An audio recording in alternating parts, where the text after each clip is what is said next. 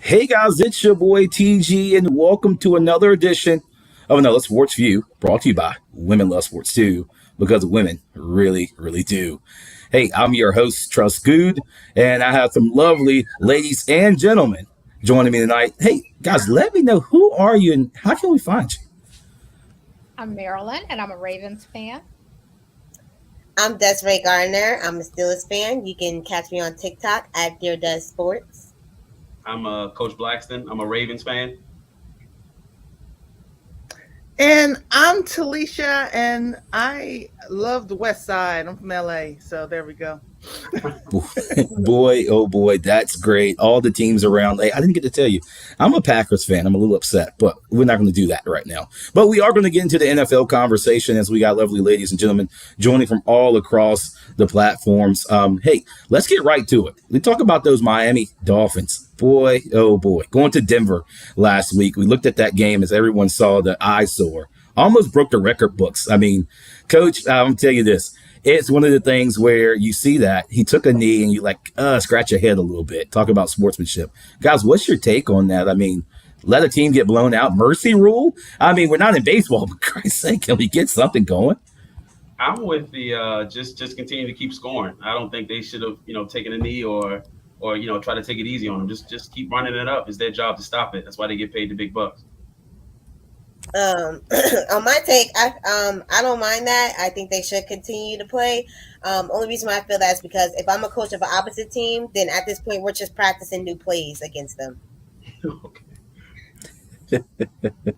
Yeah, Well, Look, I if you wonder, let if this is really good for the game because a lot of fans are going to get up and leave. But I understand the desire to just run it up as far as you can run. if you're gonna let the score get up to 70, you might as well go for the record. I mean, look, I agree with you guys all. Look, I'll tell you a little bit briefly about this breakdown. So, the Miami Dolphins coach used to be a ball boy for the Denver Broncos some time ago. He once then left the Denver Broncos. After leaving Denver, he went back, got his kind of marbles, or I would say ducks in his row, and then he went down to Miami. Before he got there, they had a job offer open in Denver. They did not give it to him.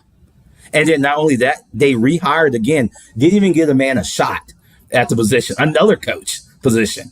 He came back and dominated 70 plus points and just kind of held off and said, kind of take a knee, guys, take a knee, which he could have did. Hey, just to bring some light to some other conversation and games coming up this week, hot games to look at. You got the Ravens and the Steelers. You got the Bears facing off with the Commanders in Washington and the Cowboys and 49ers in a tough matchup coming up this week. Now, look, I got to get back to last week. We had some hard hits, as you probably saw, the flagrant hit, as we would call it in the NBA, but also getting ejected. Justin Herbert, the Chargers QB, went to the sideline, let up. As he entered to the sideline, he got plastered. I mean, the guy did end up getting ejected, but what's your take on that? Late hits, folks. I mean, it's kind of a dirty play. I mean, coach, you coach football, you know about your running back letting up, and then he just happened to go to the sideline, gets crushed. And what do you do after that? Well, first you try to make sure the athlete is actually good to go, and then after that, I mean, of course you want a flag. We're always looking for some sort of call. I mean, we of course we want to take the 15-yard penalty, so of course we're looking for some sort of flag, definitely. Ladies, what you say? You watching sports, you see your favorite quarterback or your wide receiver or even a running back goes to the sideline, he gets crushed. Like, what do you do after that? He did rightfully get ejected. Probably follow up with a fine. What you think should happen? I I think think the you can go ahead, Talisha. I think the ejection was definitely warranted, but I mean, it's fun. It's fun to watch a good game, and then when people play dirty, it gets in the way. I did kind of go, ooh, that was kind of a ooh. For sure. But yes, no, eject them. We can't have that. Can't have that in the game. Former NFLer Malcolm Jenkins has a new book out. I heard him on Breakfast Club this morning, and he said his last 8 years in the pros, he didn't get injured once. He said he learned how to play safely, but yet he was very effective. And I think that's something that needs to teach in the NFL. Definitely, for sure. I mean, he did get ejected. Probably a fine. Probably met him at his doorstep when he got back home. But we always know if you take a dirty hit, the guy could have been just a half a foot shorter from helmet to helmet contact on the sideline. But he met him at the shoulder pad, so nobody got hurt. But somebody did get sent home. Then in other news, look, Marilyn, I know you've been scratching at me all week for this conversation. The Chiefs and the Jets. We saw that game the other night. We kind of go, boy, oh boy, what happened to the Chiefs? Even though they won. But we're used to seeing the Chiefs blow out teams. But if it wasn't for, what's his name? Oh, yeah, Zach Wilson, the secondary QB coming in and actually fumbling Butterfingers. I mean, right through his hands, giving the game up. And then Patrick Mahomes decides, I'm going to scramble 9 yards after the play, get down to their fair line there and take a knee. And that's the end of the game, 23-20. Can y'all tell me, how do you feel about that? Well, actually, on reflection, I think it was okay because what he was trying to do is not allow the Jets to get the ball again. But that has been a hot topic ever since the game ended on social media. A lot of people lost a lot of money because he did that. Zach Wilson played an awesome game. But I mean that heads up play by Mahomes was really heads up. Just like Marilyn said, to stop them from pretty much getting the ball back, so they can run out the clock to win.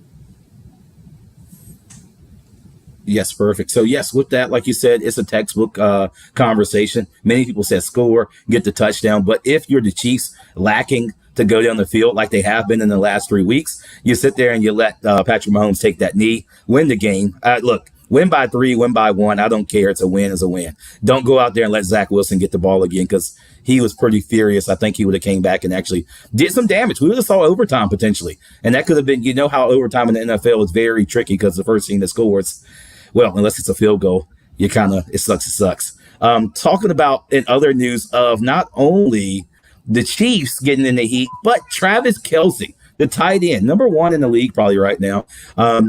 Taylor Swift, the Swifties? I mean, I just got brought up with that conversation, and I was at the state fair, and I'm like, really, guys? The Swiftie fans? Really? I'm not a Swiftie. I'm not. But I would take Travis Kelce. But 400%, your jersey goes up, and now you got the Swifties on your back, and you're riding out in your drop top, and you're renting out restaurants. I don't have money like that. But what you think about that, guys? Is it just like, another day, another dollar, or do you make sense of it? Because, a lot of people... I think it's great for football. The number of women, I think they said teenage girls went up, viewership of the game went up 53% compared to other Sunday night games this season. I think it's great. I mean, the NFL is the most successful professional sports league in the world, and they have to keep coming up with new things to lure in more customers. I heard today that the Buccaneers ticket sales are down 40% since Brady retired. So you have to keep looking at ways to bring new customers in. As you get more women and girls interested in this, it's great. Now, if and when they break up, ticket sales may go down, viewership may go down, but enjoy it while it lasts. I think it's a good marketing situation, meaning like a good fake relationship. I'm not gonna say. I mean, I just feel like it's a fake relationship at this point. She might have some type of deal that we don't know about, with the NFL trying to bring more women in. I'm not really a Taylor Swift fan, but there are many out there. And if she was Beyonce, I mean, come on, we would all be watching the NFL if Beyonce was with us. So it is a great marketing phase, and I'm actually excited that there are more women watching the NFL. And if Taylor Swift got to be there to do it, fine by me.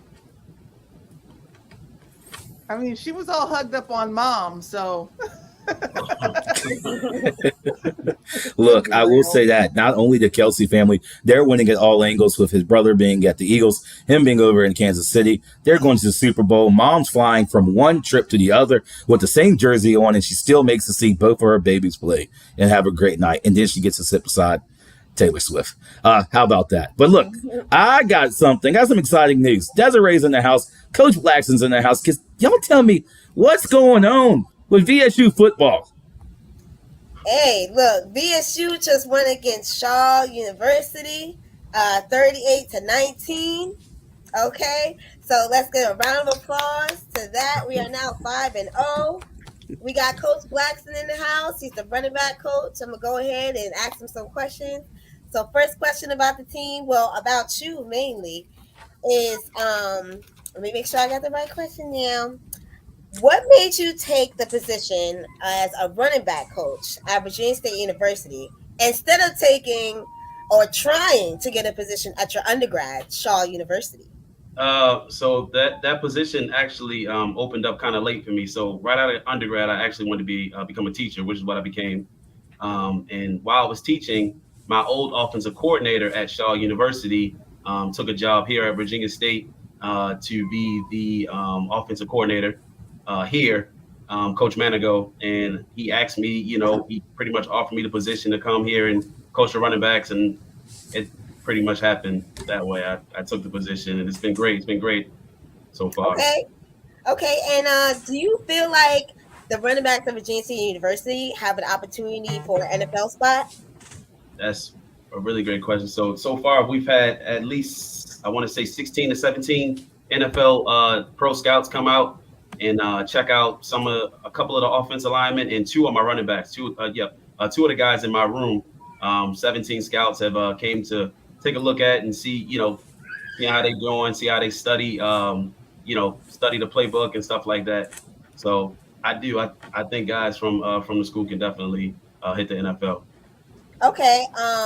Do you feel like Virginia State University football team is going to go far enough to the championship and be undefeated? And who do you feel on the team will be able to lead them to that victory? I do. I think we have enough talent and pieces around to be competing for a championship this year. And I think the defense will be a big part of us getting to the championship and competing for one and potentially winning one. The defense, we got a lot of guys that came back from last season. A lot of older guys in the room and a couple of transfers. So I think the defense is what makes this team go. Okay, that's the end of my questions for that. Thank you, Coach Blackson. Welcome. Thank Perfect, you. perfect. I like hearing that. Being a alumni of the university, I'm like, I haven't been to the yard in a while, but I do hear great things. And I mean, the land of Troy has put out some products, Trent Cannon, Darius Higgins, and so on, to go to the pros and actually not only be on the Steelers, but go to the 49ers, the Panthers, and so on, and actually have successful careers. So, Coach Blackson, you and the rest of the coaching staff keep on grooving along in the land of Troy, and hopefully I'll be on the land of Troy myself. Maybe my podcast will be there too. I'm not for sure. But hey, Desiree, thank you for that. Coach Blackson, thank you for that. And back into college football, getting into talking about not only Virginia State University. Hey, look, Coach, I got to ask you one question. Your prediction for the game. What do you, I know it's kind of like, don't cross your fingers. I don't want to jinx myself. But, you don't want to jinx yourself. I'll let you keep that. I'll let you keep that. And look, we'll invite you back on another time to talk about the lay of the land when that happens. For sure. But in other words of college football, we talk about Colorado, Deion Sanders getting a lot of heat. The last two back-to-back weeks, he's taken a fall. This one, a little bit shorter than normal, 48-41. With his son, Shador, really doing the trick out there. 4 touchdowns, 1 interception, 371 yards. But can you tell me why is Deion taking so much heat? I mean, he's changing the culture. And Coach, you would know this as being a part of a coaching staff. You're teaching the guys the game, and then you teach them for life after the sport. Deion's doing that. And I mean, are they very just a little salty because there's a black dad teaching a black son the game of sports? Is that it? And then if it was the flip side, would they even be talking about it? But now that he's doing something positive, it's like, oh, Deion, you lost. I'm like, okay. I think other coaches and stuff like that, they were already prior to Deion getting the job, they were already kind of salty the fact of how he got the position. He didn't have to work his way up and go through the ranks. He just kind of used prime time to pretty much get his positions, which I think is all right. I mean, it sells, it helps get recruits and stuff like that. So I mean, those guys, they have an incredible thing going on over there. I mean, even though they lost these last 2 games, they look really good. Like, just the type of athletes he's getting to commit, the way they're looking out there on the field, I think they're really going to be doing really big things in the future. Ladies, you got to open the floor to you. I mean, Deion is doing miracle. He's performing magic. A 1-11 team last year. I mean, obviously he lost the last 2 games, but he played ranked teams across the nation. Yeah, I mean, you got to kind of give the guy some lunch there. I mean, ladies, what you think about this case? Well, what I see is next year, I think he's going to be incredible, because just think of all the players who are watching this now and wanting to be a part of this. I think next year they're going to be unstoppable. I totally agree with her as well. I feel like, honestly, ever since he's been coaching, I started watching more college football. I wasn't really a big college football person, but he's bringing so much attention that it's like, okay, I gotta watch it. Now I need to see, what other teams are doing. I need to see comparisons, and I know other women and other people around the world feel the same exact way. And next year he's gonna bring more content, more everything. Everything's just gonna be wonderful. And I feel like the team is gonna be very well accomplished. And I feel, piggybacking on what you're saying, if he's bringing more eyes to his team, he's bringing more eyes to the other teams too. These other coaches need to realize he's bringing more eyes to their players. So that's helping everyone. So, I mean, more eyes is more eyes for your players too. More primetime game, for sure. Right. For sure. Primetime game, the clock, you name it. We're going to see primetime face off against Arizona State on the road. Well, they're going to be at home in Denver, so we'll see that game. Other games of mention coming out, being ranked in college football: Oklahoma and Texas. Wow, that's going to be a game. LSU, Missouri. That'll be another great matchup. And then you got the other guys playing along. You got Virginia State University. I'm not taking any heat from them guys because they're going to be burning up the field within itself. But look, I'm going to shed light here for just one moment. Black head coaches in the league, and not even in the league, in college football, they give Deion the spotlight. But did we forget to mention that there's other black head coaches across the spectrum? I mean, you got UVA. They took an unfortunate hit late in the season, had to cancel their season, but that coach is building something deeper than just sports within itself. These guys lost their teammates to a tragedy. So they're coming into a game with 2 losses there, or multiple. I mean, you got Herm Edwards with Arizona State. You got Tony Elliott, UVA. I mean, I just wanted to just shed the light across the league here. Deion's not the only coach, guys. Right. And he's not the first one to do it. But he is bringing a different culture. I just wanted to say that down the pipeline. Look, going into Major League Baseball, as we all know, the postseason has came upon us. Some of the games already kicked off. The Rangers and the Rays and the Blue Jays and the Twins, they hit the games off this week. They started actually today. I didn't get the final scores. I'll update you later before the podcast goes off. But the Diamondbacks and the Brewers start really 56 minutes ago. They're in the game. Marlins and Phillies, they're swinging the sticks at 8 o'clock. So that's coming on in the next few minutes. Look, I don't know. What do anybody in here actually follow a baseball team? I'm a Yankees fan. My Yankees so sad. They didn't go to the postseason. Orioles fan. I'm an Orioles fan because I'm from Baltimore. So I've been pretty much following the Orioles all season, and they have been really having the city on a new high right now because we haven't been good in a very long time. So we're all pretty excited. Yes, ladies, do y'all follow a favorite team? Yeah, I used to live in Baltimore, so I followed the Orioles. In fact, we're going to go to the playoff game on Sunday. Okay. And I'm from St. Louis originally, so I follow the Cardinals. We had a losing year this year, but so we're in a rebuilding mode. But I do love baseball. That was the first sport I really fell in love with. I'm a Yankees fan, but I haven't really watched too much of the Yankees, so I can't really say that I'm a huge fan. But go Yankees! I'm from Jersey, so hey, that's my team. And going with that local thing is the Dodgers. Okay. I give you that. Yeah. Look, Desiree, I will tell you, you follow the Yankees this year. We had some great hitters, a stacked line, but Aaron Jones can't be the only one out there hitting the ball. I'm just saying that. And that's why we didn't make the postseason. But it is what it is, and we move on, and we live to see another day. And we'll sooner or later get back to the spring season. And so is the Orioles. We'll get all back there. We might can see a game. Don't catch it. Women achievements in athletics. I mean, Right now, the main hot topic in the hot seat right now, the WNBA are in the finals. New York Liberty takes action against the Las Vegas Aces for game one. It kicks off at Sunday, 3 o'clock. We've seen the semifinals and before that, seen the whole entire season. I've actually been glued to it. I actually like women's basketball better than NBA because we got a lot of floppers in the NBA. No hatchet LeBron James. But I would tell you this. Look, Candace Parker, even though she's not in the mix-up for this finals, that lady, I'll bring her on any podcast she wants to talk to me about. She can talk any day and all day. But, guys, what's your take on this? The WNBA finals is going to be really hot coming Sunday. Yeah, I can't wait to see it. I think this level of women's basketball is really, really competitive to me to watching some NBA games. I didn't used to watch WNBA, but a friend of mine started getting me into it in the past couple of years. So I'm really eager to see these games.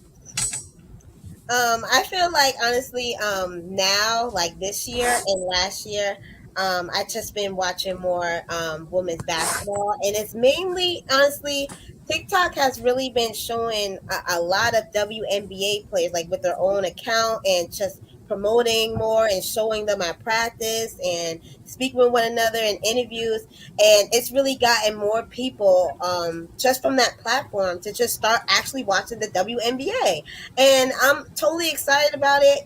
And you know what, I'm all for it, and I hope that other people continue to watch it, and so that their rates can go higher, because there's still more rates for the NBA instead of the WNBA, and I think that it should be at least equal or more for women. And the salaries should also increase for women. We speak about Title IX, but we don't want to speak about the salaries with WNBA and the NBA. I'm just saying. Yeah, so look, talking about that for a moment, the salaries. I mean, look at the performance the women do across their league. I mean, gosh, I look at it as Sue Bird and LeBron James, looking at just their caliber player, and their salary is like, it amazes me how LeBron can go out here and buy a Porsche without no problem, but then Sue Bird may have to get a part-time job. It's just how that is. It's sad. And it's crazy. Not only talking about the Aces, but in women's sports, they brought on Tom Brady as a part of the ownership group. So bringing more light to the league, which we think Brady going to a women's NBA basketball team, and he could be a part owner. It bring more light to it because people are going to come see Tom Brady, but also not to steal the light. Candace Parker, her status is still unknown. She was kind of leaked video of her still booted and rolling out of the stadium. So that may be something that hinders them a little bit. But I got to go to New York and take against the Liberty right now because Vegas, they don't have no stars. Look, but in other news, we go down and talk about not only the first black female senator, Senator Butler. She will be joining into the seat.